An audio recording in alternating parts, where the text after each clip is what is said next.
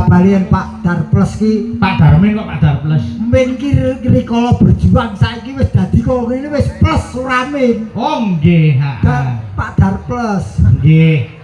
Ning yo anu tenan kok Mas Garing. Pak Darmin iki piyaine cobloko tenan. Nggih. Rawuh ning gubuk kula ning Jetis kono ya mung Mas Bayu kula ajeng wayangan tanggal niki pun nggih dados oke wis ngono tok iki wis ora ngendika piye-piye.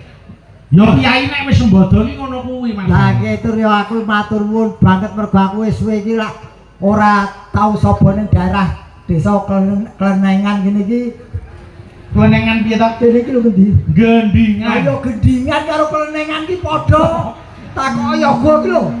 Ora nek Klenengan ki rak anu gamelan tabuh bareng nek gending iki mligi jeneng. Lah iki gendingan iki nggon papan jeneng papan. Nggih, wah, kacamatane lak melu kayangan to iki. Widodaren. Wis sing ana dewane barang ora widodari tok lho. Iya, Lanang wedok kok widodari. wah, saestu. Niki mau arep wayangane dikurmati karo mercon pirang-pirang. Tak kira nek ludrukan aku ya. Aku seneng lho mau mercon sing bledos ning mburi sidanmu seneng aku. Jane kurang cedak mau dadi goyang panggung malah apik. Apik makdus lho pojok dhewe ngumpul. Lah niku betek-betek Pak Darmin iki mau ngarep gawe seni piyayi akeh Mas. Tur kowe dadi tata cara diwayangan mesti pambukane nganggo kembangan. Nggih, niku mung nuduhke ana tengara lho. Kene iki ana lagi ana wong kagungan kersa disuni donga pangestune. Sampeyan pirsa masing nonton ki nadyan ora langsung ning pinggir dalan kae lho. Do nonton gambarmu tok kae Mas. Lah ning yang pirsani coba, sing mirsani ki lak kaya tribun to. Wih, lagi iki lho nonton wayang kulit ana balkone iki lho. Iya. Sing lungguh ning balkone mirsani sampeyan kaya ndelok boyo. Ha iya. Yo bangetan to. Lah iya nek wong didelok ning isor kanggo ijo kok. Boyo kok ning darat iki buaya darat kok. Nggih iki kagungan kersa mantu Mas Gareng. Nggih, sing genah derek bingah Pak Darmin, Ibu Sutarmi ingkang sampun ngentasaken putra-putri. Nggih. Wah niki sing diarani mantu bener. Mantumu apa sih Mas jenenge? Mantu sing dimantu. Mbak Fitri. Ora, kowe Oh, anu sing diemaniman kabeh metu jalaran apa? Mergo celengane didudah kanggo prajakke putrane. Kurang cetha, kurang pas. Nek sampean mantu pripun? Mantu ki man kuwi teman. Nggih. Ki turu dadi Pak Darmin goleki teman turu putrane putri. Oh, ngono ya. Kone lak tempe blake-blakan Turu dhewe gede bakan. saiki Tempe dibunteli. oh, terus Turu dhewe dibuntel. iya. Ora maksudnya dibuntel iki diayomi karo kengkaku. Dibuntel rasane dadi siji. Nggih, mugi-mugi Heeh. pikantuk wahyu jodoh. Amin. Kekalih. Nggih. Mergi nika menawi saged dalam satu umur kehidupan manusia hanya sekali melakukannya. Aja mung dadi bojo ning iso dadi jodoh ya Mas Gareng. Wah, maturku wahyu jodoh, ora mau entuk bojo ning entuk jodoh. Apa bedane Mas? Iki diterjemahke ya. Nggih. Jodoh ki tulisannya apa? J O D O. J ki Nggih.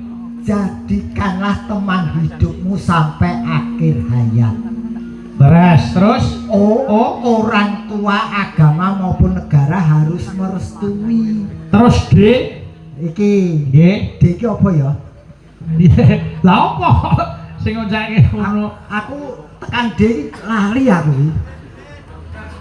Oh, buatan apa biasanya apa masih D iki Mas? Sing aku tahu tak kandhaki nang kowe iki lho. Malah praine kesuwen iki ngene kan. Wah, pokoke anggere prene kesuwen. J jadilah apa? Jadikanlah teman hidupmu sampai akhir hayat. Heeh, terus Orang tua, agama maupun negara harus merestui. Nggih. Terus dene Ya diopeni. nah, leres. Diopeni wong jenenge bojo ki diopeni saben dinane. Ora kena dirusak ati lan pikirane. Nggih. Dadi bojo ki teman hidup sampai akhir hayat. Niku nek jodoh. Nggih. Nek BOJO bojo.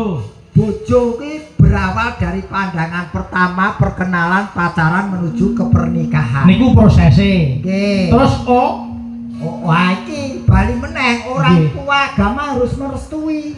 Nggih, terus J Jadikan teman hidupmu sampai ke akhir hayat. terakhir O Oleh karena itu jangan kamu siksa lahir batinnya. kudu diayomi. Wis pokoke intine padha wae, Mas. Leres. Mula ngeten ya Mas, sing jeneng bojo niku adakane iso pegatan. Nggih. Dengan beberapa peristiwa. Nek sing jenenge jodoh kuwi ora ana sing misahke kejaba maut. Nggih, leres. Nggih. Mula dalu niki ya ayo padha ndongake mantene entuk wahyu jodoh lan entuk tangsuling katresnan wujud siwi mbuh lanang apa wadon Mas Gareng. Iki sing digawe iki jare juragan bakso. Betul. Aku ke sore urung kepethuk blas. Lale teko kewengen. Monggo aku mau nek ya wis. Yo, kepethuk. Nah, terus kanca krawitan wis disugoto kae mau. Anu apa gerobak bakso mau ning ngarepan mau. Aku kepethuki kari mangkoke tok. Nggih, ning ora usah gelo, Mas. Apa? Ora usah gelo. Panjenengan karo Pak Darmin karo Bu Sutarmi wis dicawisi dhewe. Apa, Pak? Nadyan to sore ora uman bakso ning ki mengko khusus Mas Gareng wis dicawisi. Alhamdulillah, Bakso, sambel goreng, ya teh, kopi, jeruk dadekke sak kresek. Dadekke siji. Oh, wis. Ora kuwi suguhan apa turahan? Loh, ora apa-apa tuh di blender Yo, diombe. Mas pengen ning ya ora kabeh dadekke siji. Kowe yo terus dadine ku rasane kok ngopo? Awone jero ya awor rek. Ya nawor yen kos dhewe.